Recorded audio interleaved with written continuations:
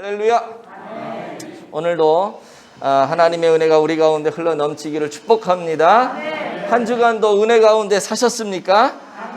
네, 오늘도 예배를 통해서 그 은혜가 계속적으로 여러분들의 삶에 흘러 넘치기를 축복합니다.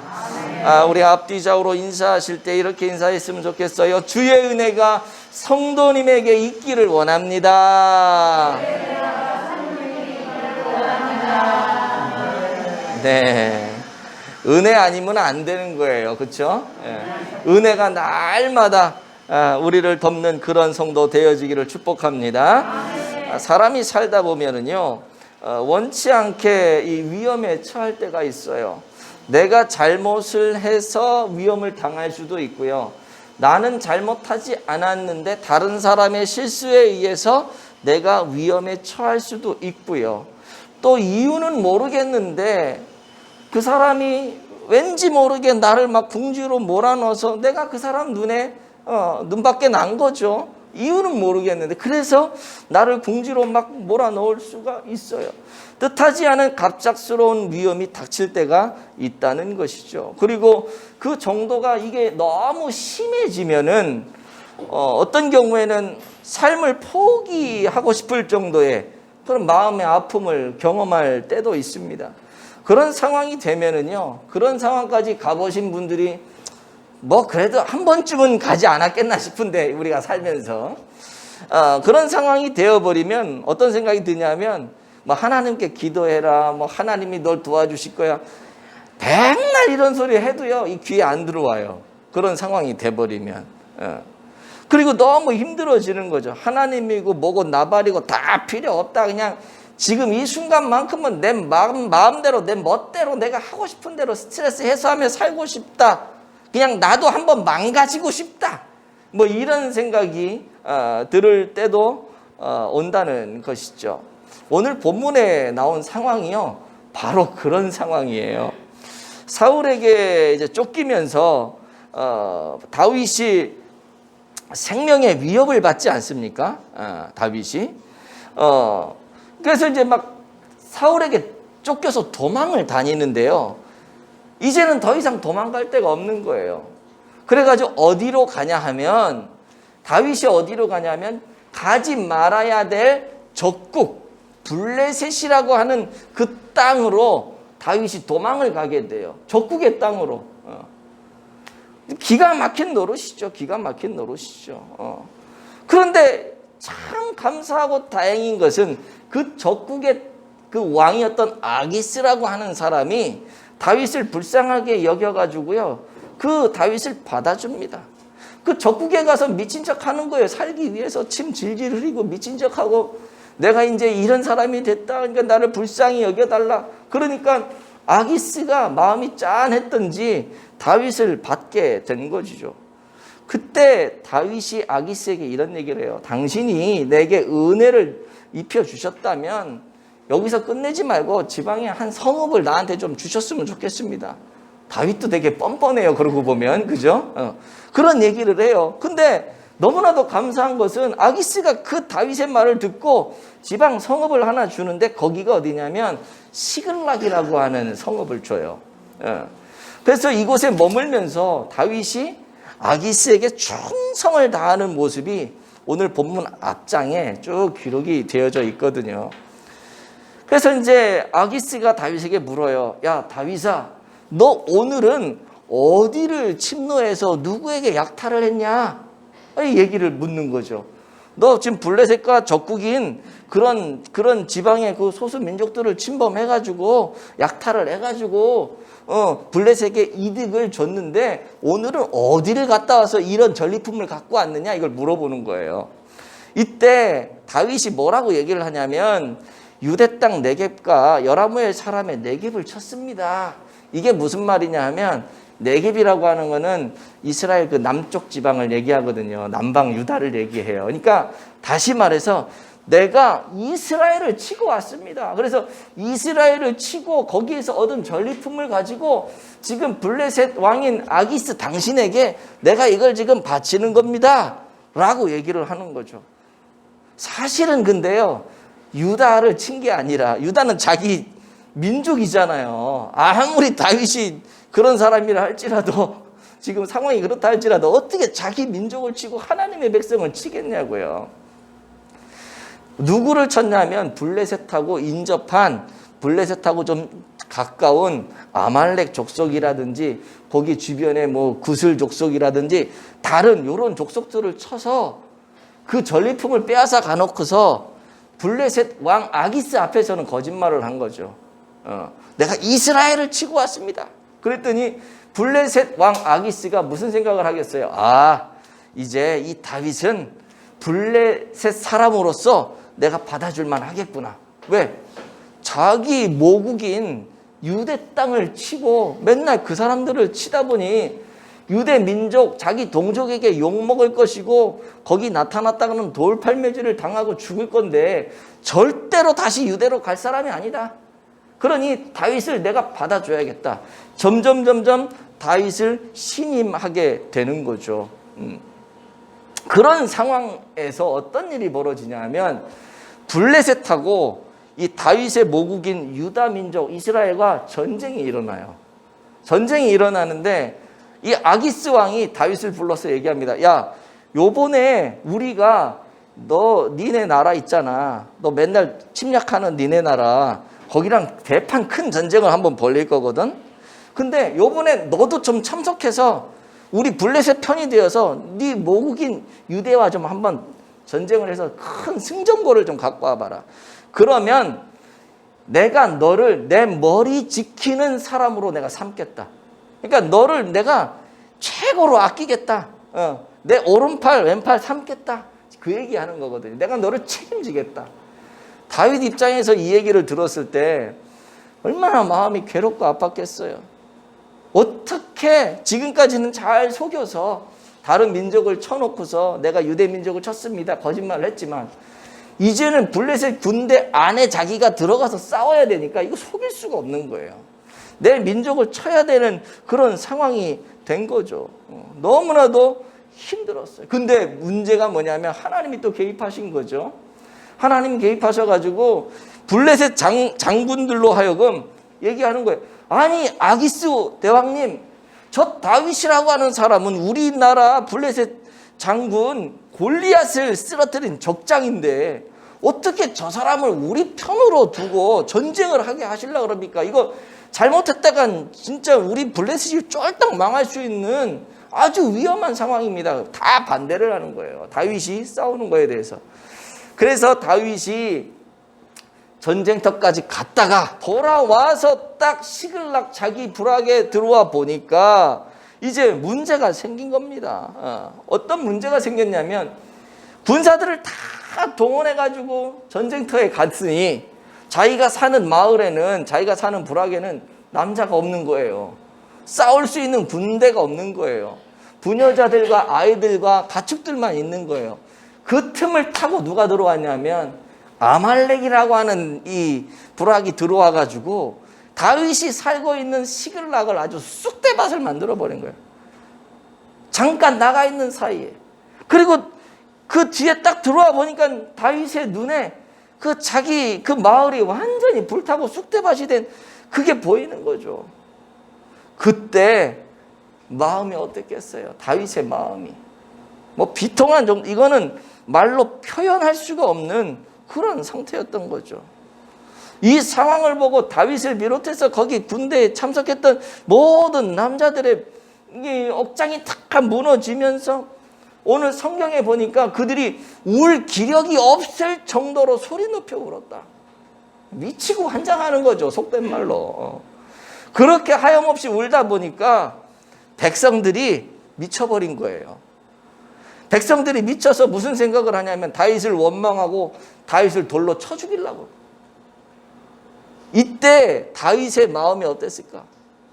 자기와 지금까지 한솥밥을 먹으면서 다윗이 그 사람들을 위해서 얼마나 애를 쓰고 노력을 하고 이 시글락을 얻어내고 살 터전을 마련하기 위해서 아기스 왕 앞에 가서 침 질질 흘리고 미친 척하고 그렇게 해서 이 터전을 제공해주고 살 수 있는 환경들을 만들어주고 그들에게 먹을 것을 주고 다 했는데 지금 이 상황이 이렇게 되다 보니까 이 사람들이 오히려 다윗에게 은혜를 입었음에도 불구하고 다윗을 돌로 쳐 죽이려고 하는 그런 상황에 딱 부딪힌 거죠. 다윗이 얼마나 힘들었겠어요. 겹겹이 찾아온 이 고난, 그것도 숨 쉴 틈조차도 없이 계속되어지는 이 고통 속에서 다윗이 정말 너무나도 힘들었지 않았겠습니까? 예수 믿지 않는 사람 같았으면 그냥 그 자리에서 에라 모르겠다 하고 탁 끊어버리고 죽을 수 있는, 그냥 위에서 뛰어내려서 생명을 포기할 수 있는, 나 하나 그냥 죽어버리면 되지 뭐, 그리고 끝내버릴 수 있는 그런 상황이에요. 지금까지 자기와 뜻을 같이 하고 한솥밥을 먹고 이런 사람들이 다 돌변해가지고 다윗을 쳐 죽이겠다고.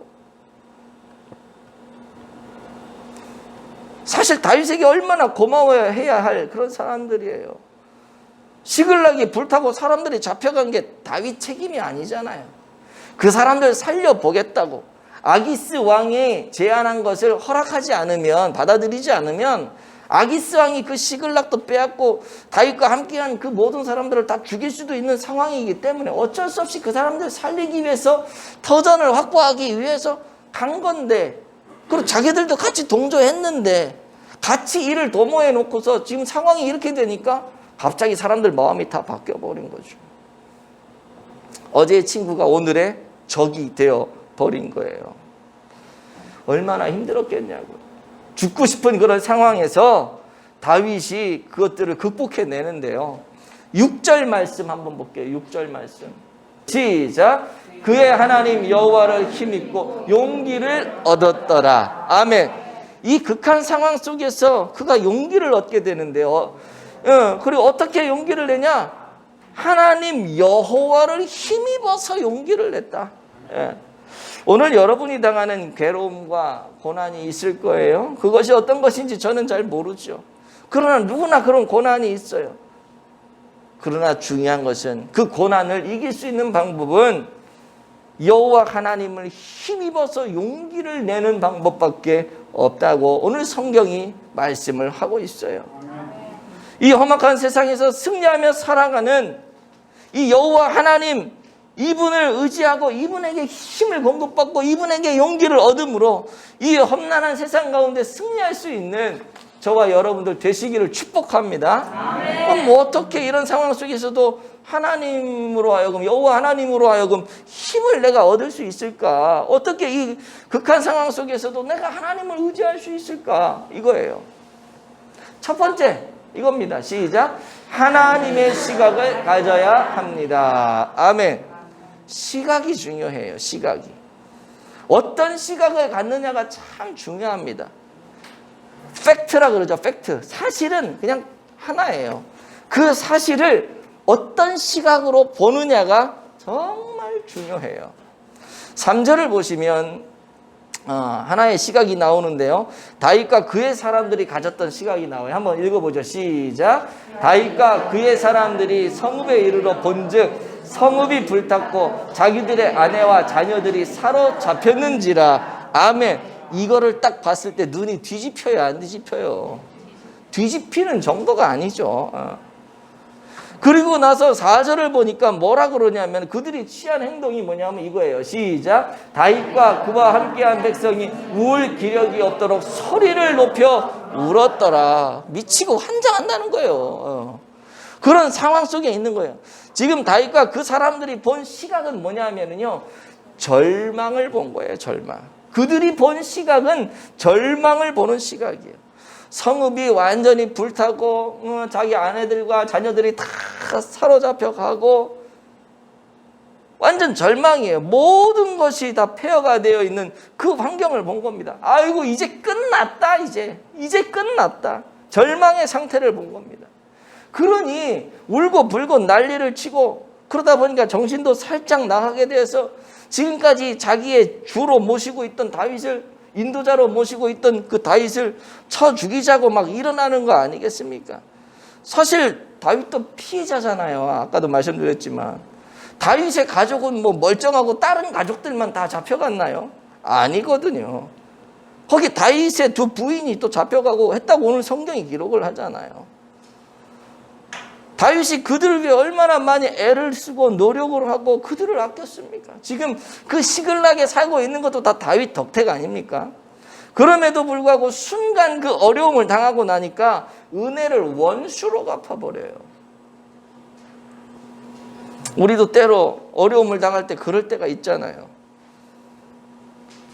나한테 막 10개 중에 9개를 잘해줬는데 은혜 저 사람 정말 좋은 사람이야. 그러다가도 내 눈에 하나 딱 거슬리면 9개 은혜 싹 날아가 버리고 원수가 되는 경우가 우리들 살아가는 사이에 솔직히 있잖아요. 그런 경우들이 많다라 그러면은 여러분들이 속상할 수 있지만 솔직히 많을 수도 있거든요. 은혜를 원수로 갚는, 이게 왜 그러냐면 이 부정적인 시각, 이것 때문에 그러거든요. 절망을 보는 시각 때문에 그렇거든요. 이거 우리가 다 벗어버려야 되는 줄로 믿습니다. 그렇다면 우리가 가져야 될 시각은 뭐냐? 2절 말씀이요. 한번 2절 보겠습니다. 시작. 거기에 있는 젊거나 늙은 여인들은 한 사람도 죽이지 아니하고 다 사로잡아 끌고 자기 길을 갔더라. 아멘. 여기 보면은요, 하나님의 시각이 나와요. 빨간 거. 한 사람도 죽이지 아니하고. 다 불탔어요. 다 끌려갔어요. 다 빼앗겼어요. 폐허가 되었어요. 우리는 그것만 봐요. 근데 하나님은 뭘 보냐면, 그래도 하나도 안 죽었어. 이게 하나님이 보는 시각이에요. 이게 하나님이 보는 시각. 이게 우리가 가져야 될 시각인 줄로 믿습니다. 성경 기자는요, 지금 이것을 우리에게 말씀하고 있어요. 사실 아말렉이라고 하는 나라가 다윗의 민족 이 시글락을 쳤다면은요, 다 죽였어야 돼요. 왜 그런 줄 아세요? 아말렉이 다윗을 친 이유는요, 보복성이 100%거든요. 100%. 보복성. 왜 보복을 했냐면 다윗이 맨날 전쟁을 하러 가서 아말렉을 치고 주변 인근 지역의 그 민족들을 칠 때요, 물건만 빼앗아 갖고 온 게 아니에요. 거기에 있는 사람들을 다 죽여버렸어요. 한 사람도 남겨놓지 않았어요. 왜 그런 줄 알아요? 그 사람들 남겨놔서 포로로 아기스에게 데려오잖아요. 그럼 아기스가 다윗이 어느 나라를 쳤는지 알 거 아니에요. 그럼 다윗은 그냥 거기서 끝장나는 거예요. 그래서 아예 흔적조차 남기지 않았어. 이 다윗은 싹 다 죽여버린 거예요. 그게 성경에 기록되어 있거든요. 27장 9절을 한번 볼까요? 네, 한번 넘겨주세요. 시작. 다윗이 그 땅을 쳐서 남녀를 살려두지 아니하고 양과 소와 나귀와 낙타와 의복을 빼앗아 가지고 돌아와 아기스에게 이르매. 아멘. 자, 여기 보세요. 남녀를 살려두지 않았어요. 그리고 아기스에게 돌아왔는데 양과 소와 나귀와 낙타 의복만 갖고 돌아와요. 사람은 다 죽여버린 거예요. 왜? 사람을 살려두면 자기가 무슨 짓을 했는지 다 들통나니까. 아말렉 족속이 이렇게 해서 다윗에게 당한 족속인데, 그렇다면 내가 이렇게 당했고 내 가족이 저 다윗의 손에 죽었다면 내가 다윗을 칠 때 다윗을 가만 놔두겠냐고. 다윗뿐만 아니라 그 일가족을 완전 3대를 멸족을 시키고도 시원치 않을 그런 마음을 가지고 분명히 쳐들어왔을 거예요. 근데 오늘 성경에 보니까 하나도 죽이지 않았대. 하나님이 이거 놀랍게 개입을 한 사건이죠. 하나님의 시각은요, 절망 가운데서도 우리로 하여금 소망을 보게 하는 그런 시각입니다. 여러분의 현실은 절망 중이고 어려울 수 있죠. 그러나 믿음은요, 그 절망을 절망으로 그대로 흡수해서 절망이구나라고 하는 걸 인정하는 것이 아니라, 믿음은 뭐냐면 그 절망 이면에 있는 하나님이 우리에게 주시는 소망을 보는 것이 믿음이에요. 그게 세상 사람들과 우리가 살아가는 방식이 다르다라고 하는 거죠. 성읍이 불탔고 폐허가 되고 사람들이 붙잡혀간 것을 보고 절망하는 것이 아니라, 그런 와중에서도 한 사람의 생명도 다치지 않았다는 거, 이게 하나님의 시각인 거예요. 그러면 감사가 나와요, 안 나와요? 안 나오죠. 그래도 나와요, 안 나와요? 스스로 손을 얹고 생각을 해보세요. 내가 감사를 지금 요구하려고 하는 게 아니고. 제가 군산에서 10주 사역을 할 때가 있었어요. 10주. 딱 10주 사역을 했는데 그 10주 사역하는 동안 어떤 권사님을 신방을 간 적이 있어요. 그 집에 불이 난 거예요. 시장에서 장사를 하시는 분인데 집이 불이 나가지고 막 홀라당 다 타버린 거죠. 그 권사님 집이 재개발하는 지역이었는데 다른 집들은 이제 재개발을 하면서 이제 다 이렇게 됐는데 그 집만 홀로 덩그러니 하나 남아 있는 거예요. 그래서 홀로 덩그러니 남아 있는데 그 집이 불이 나버린 거예요. 나중에 얘기를 들어보니까 이 권사님 너무 감사하대요. 너무 감사하대. 뭐가 그렇게 감사하냐고. 집이 다 타가지고 이제 흔적도 없어졌는데 그랬더니 그 보상을 못 받아, 재개발하면서 보상을 못 받아 끝까지 버티고 있었는데 그 집이 타버리는 바람에 보상을 잘 받을 수 있었대요. 그것도 참 감사한 일이에요. 보니까 거기다가 그 집에 사람이 살고 있었잖아요. 사람이 하나도 안 다친 거예요.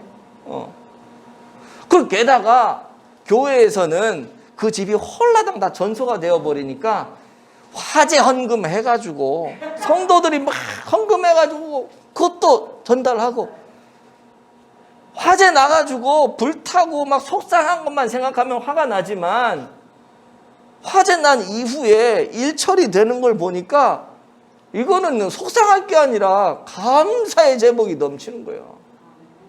시각을 딱 바꿔보니까요 감사가 넘친다는 거죠. 제가 지난주에 말씀드렸잖아요. 제가 교회 오다 사고가 나서 교통사고 나서 처리를 했다라고 말씀을 드렸죠. 저도 처음에 막 사고가 나고 이게 왜 이럴까? 내가 25년 운전하면서 처음 사고가 났거든요. 황당한 거예요. 사고는 내가 났는데 집에 가니까 이 사람이 아파. 우리 은성이도 다쳐가지고 병원을 다녀. 왜 나한테 자꾸 이런 일이 왜 일어나나? 막 그런 생각이 막 들면은 제가 얼마나 괴롭고 얼마나 힘들어요. 내가 뭘 잘못한 게 많은가? 별 생각이 다 나게 되잖아요, 솔직히. 근데 하나님이 제게 은혜를 주셔가지고 교통사고 이후에 생각을 쭉 이제 정리를 하면서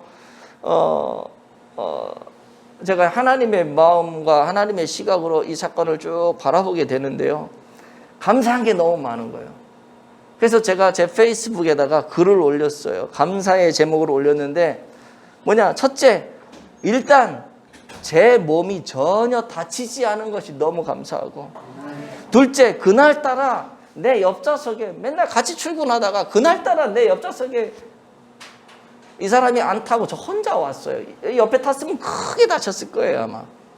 그게 너무 감사하고, 셋째는 보험을 들어놔서 내 돈이 갑작스럽게 확 빠져나가는 게 아니라서 내가 큰 비용을 당장 일시적으로 부담해야 될 게 전혀 아닌 것이 너무 감사하고, 제 차를 수리하러 들어갔는데 3중 추돌이었으니까 원인자가 저였으니까 이거를 타게 하면 1,500만 원 이상 나오는 수리비가 들어가고 그거를 이런 거 생각하면 너무 힘든데 어쨌든 간에 이 비용을 거의 한 절반 이상으로 삭감해서 수리할 수 있는 그 기사분을 이제 만나게 되고, 제 차보다 수리비가 더 많이 나오기 때문에 폐차를 해야 되는 상황이었는데 그래서 폐차 안 하고 보험료 안에서 수리해서 지금 타고 다닐 수 있다는 게 이게 너무 감사하고, 차가 없어서 지하철로 또 그 대중교통 버스를 타고 출퇴근을 이렇게 하다 보니까 내가 원래 부지런하지만 더 부지런해진 것 같고, 다리에 근육도 좀 들어가는 거 힘이 있는 것 같고, 버스 타고 지하철 타고 다니니까 이게 사람 사는 거, 사람 냄새를 내가 맡을 수 있어서 이게 또 활력이 있는 거예요. 나도 모르게 생각하니까. 이 사건으로 인해서 제가 여러 우리 교회 성도님들에게 피해를 끼친 것도 많지 않고, 보험료 인상은 좀 되겠죠. 할증이 좀 되겠지만 그거 외에는 크게 부담이 되는 게 아직 없고 너무 감사한 거죠. 이런 이야기를 성도들이 알고 저를 위해서 아껴주고 기도해주고 사랑으로 이렇게 보여주는 이 모습들이 내게 너무나도 감사하고 은혜가 되어지고, 또 이 일이 내게 왜 발생했나 하나님 앞에 묻고 기도하는 중에 제 마음 가운데 찾아오는 답이, 하나님과의 관계가 내가 너무 많이 소홀해지진 않았나, 다시 한번 내게 깨닫게 해주시려고, 전도의 사명을 다시 한번 불러일으켜 주시려고, 사고 난 이후로 이 전도가 더 박차를 가해지는 것 같은 느낌이 들어서 제가 얼마나 감사한지 몰라. 그 외에도 자꾸 생각나는 것들이 많은데 일일이 다 기록하지 못할 만큼 감사가 많아서 모든 것이 감사하다. 제가 이렇게 글을 올렸어요. 그랬더니 거기에 댓글을 막 달고 막 사람들이 저를 비방하는 사람들도 있죠. 왜 사고 내놓고서 하나님의 은혜라 그러냐, 다친 사람은 뭐냐, 막 이런 사람들도 있고 하긴 한데, 뭐 그럴 수 있죠. 저도 마음이 아프죠, 그런 부분들은. 그러나 다친 사람들도 가볍게 다쳤기 때문에 큰 부상을 입은 것이 아니기 때문에 그게 너무 감사하고, 감사한 게 너무 많은 거예요. 너무 많은 거예요. 그 외에도요, 제가 느끼는 것이 참 많아요. 버스를 타고 지하철을 타고 다니는데 새벽같이 나오잖아요. 근데 그 새벽에 사람들이 그렇게 많이 출근을 하는 거예요.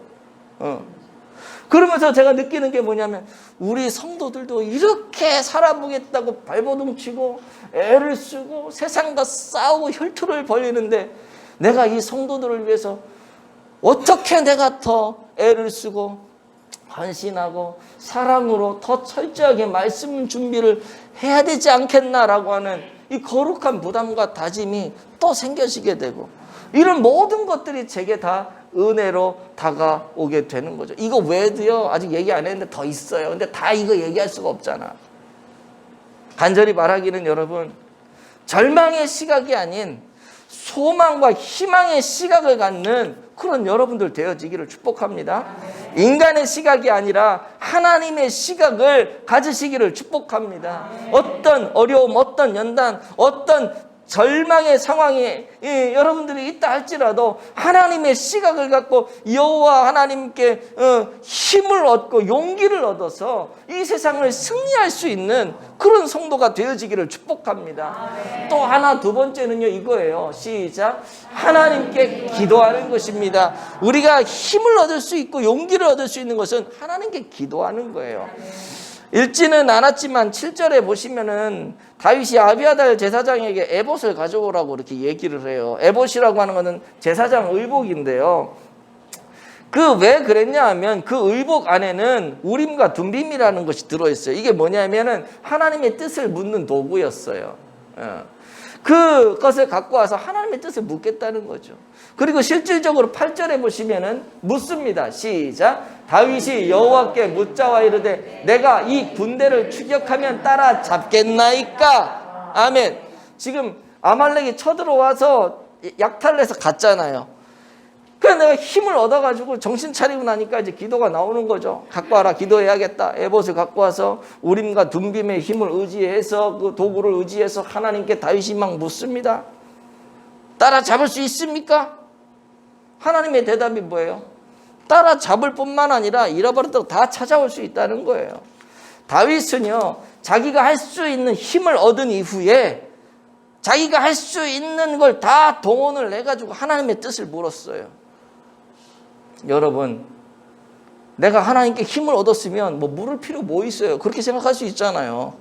당장 따라가서 그 아말렉 그 적군을 당장 쳐부셔야지. 그리고 잃어버렸던 걸 빼앗아 와야지. 이게 맞는데 언제 하나님께 묻고 있어. 그거 물어가지고 하나님이 가라 그러면 가고 말라 그러면 말고 응답이 언제 떨어질지도 모르고. 다윗 입장에서 그런 생각 했겠어요? 안 했겠어요? 그럼에도 불구하고 다윗은요, 그냥 막 가는 게 아니라, 이제 내가 힘 얻었어, 용기 얻었어, 하나님 뭐 내가 가면 되는 거지, 뭐 이게 아닌 거예요. 힘을 얻고 용기를 얻었지만 하나님께 묻는 거를 정말 중요하게 여겼던 다윗. 이것이 우리 신앙의 기본이 돼야 할 줄로 믿습니다. 하나님께 물었더니 갈까요 말까요 그랬더니 하나님이 뭐라 그래요? 쫓아가라. 내가 반드시 따라잡고 도로 다 찾아올 거다. 따라가면 돼. 따라갈까요 말까요? 그럼 가든지 말든지 그것만 얘기하면 되는데 그 이후의 사건도 어떻게 벌어질지를 다 얘기해줘. 하나님이 주시는 축복이죠. 제가 이 부분을 묵상하면서 느낀 게 뭐냐면 하나님은 우리가 구하는 것보다 더 풍성하게 응답해 주신다는 거예요. 다윗은 갈까요 말까요 물어봤더니 하나님 가라. 가면 네가 이걸 다 회복하고 돌아올 거야. 더 풍성한 걸 약속해 주세요. 8절에 보면 분명히 다윗은 하나님께 내가 이 군대를 이 군대를 추격하면 따라잡겠냐라고 물었는데 그 이상을 대답해 주신다는 거죠. 여러분 기억을 하세요. 이게 하나님이 우리에게 응답하시는 방법입니다. 하나님은 우리가 구하는 것보다 더 풍성하게 주시는 분이세요. 우리 하나님은 자기 백성에게 주시는 것을 전혀 아까워하지 아니하시는 분이세요. 하나님은 자기 백성을 사랑하셔서 구하는 것을 주시되 아주 풍성하게 넉넉하게 채워주시는 분임을 믿으시기 바랍니다. 그래서 시편 81편 10절은 이렇게 얘기하는 거예요. 시작. 내 입을 크게 열라 내가 채우리라. 아멘. 하나님 말씀하시는 거죠. 야, 너 입 좀 크게 열어. 입 크게 열고 뭐 하라고? 하나님께 기도하라고. 입 좀 크게 열어 기도해라. 네가 입을 벌리는 것만큼 내가 채워줄 거야. 그 이상을 채워주시겠다고 얘기하시는 거거든요. 그렇다면 여러분 우리가 어떻게 해야 될까요? 하나님의 이 풍성하심을 믿고 입을 크게 벌려야 할 줄로 믿습니다. 하나님께서는 우리에게 풍성한 것들로 채워주시기를 원하시는 좋은 하나님이시죠. 하나님은요 우리가 구하지 않아도 우리의 필요를 아시기 때문에 채워주실 수도 있어요. 그러나 하나님은요 우리가 구하는 것을 기다리실 수도 있어요. 저도 우리 아이들이 저에게 뭘 요구하기 전에 이미 알고 해줄 때도 있지만 알면서도 기다릴 때가 있거든요. 해달라고 요청할 때까지. 그러면 요청이 들어오면 그 요청만 해줄 수도 있지만 그거보다 더 좋은 거. 예를 들어서 운동화를 사주세요. 그러면 그래 뭘 사줄까? 그러면 뭐 몇만 원짜리 이거 지들이 아빠 사정 다 생각해가지고 가격을 정한단 말이에요. 그러면은 저는 이게 딱 보고 있다가 야 그거 갖고 되겠어? 조금 더 좋은 거. 이게 아빠의 마음이고 부모의 마음이잖아요. 우리 하나님도 마찬가지거든. 우리가 하나님께 요구할 때 그 기다리고 계시다가 왜? 아빠한테 요구하고 엄마한테 요구하는 그 자녀의 모습이 너무 귀엽고 예쁘고 사랑스러운 거예요. 하나님 그거 느끼고 싶은 거거든. 그래서 니들이 기도하면 내가 더 좋은 걸로 주려고 지금 나도 기다리고 있어. 그러고 있는데 우리가 안 구해. 그럼 못 받는 거예요. 그래서 하나님 말씀하시는 게 뭐야? 입을 넓게 열어라. 크게 열어라. 그런 거거든요. 여러분 하나님 앞에 입을 크게 여시는 여러분들 다 되어지기를 축복합니다. 그러면 우리가 구한 것보다도 더 이상 상상을 초월하는 놀라운 은혜의 복을 우리에게 주실 줄로 믿습니다. 말씀을 맺을게요. 오늘 여러분은 어떤 어려움에 봉착해 있습니까? 여호와를 힘입어서 그 모든 어려움을 다 이겨내는 그런 성도들이 되어지기를 축복합니다. 그러려면 시각을 바꿔야 돼요. 세상의 절망적인 시각에서 하나님께서 주시는 희망의 시각으로 소망의 시각으로 우리 시각을 좀 바꿀 필요가 있어요. 그리고 하나님께 간구하십시오. 우리의 생활을 우리보다 더 잘 아시는 하나님께서 여러분에게 풍성한 은혜로 덧입혀 주실 줄로 믿습니다. 아까도 얘기했지만 다음 주는 이제 맥주 감사 주일이잖아요. 맥주 감사 주일 하나님 앞에 하나님이 내 인생의 내 삶의 최고 우선순위입니다라고 고백을 하면서 내게 일어난 모든 일들에 대해서 감사하는 날인데 생각해 보니까 감사할 거리가 없어. 그럴 수 있잖아요. 왜 그런 줄 알아요? 시각이 안 바뀌어서 그래요. 지금 내가 아픈 거, 내가 어려운 거, 내가 쪼들린 거, 내가 사고가 난 거, 뭐가 일이 안 풀린 거, 그것만 생각하면 감사가 안 나오죠. 그러나 시각을 바꾸면 그 속에서도 하나님이 내게 주시는 은혜가 있고, 그 속에서도 내가 하나님 앞에 감사할 수 있는 제목들이 열려지게 됩니다. 여러분, 그것을 우리가 갖고 있어야 돼. 그게 세상 사람들과 우리와의 차이 아니겠어요? 시각을 바꾸십시오. 하나님의 시각으로 바꾸세요. 인간의 시각이 아니라, 사람의 시각이 아니라, 세상의 시각이 아니라 하나님의 시각으로 여러분의 시각을 바꿀 수 있기 바랍니다.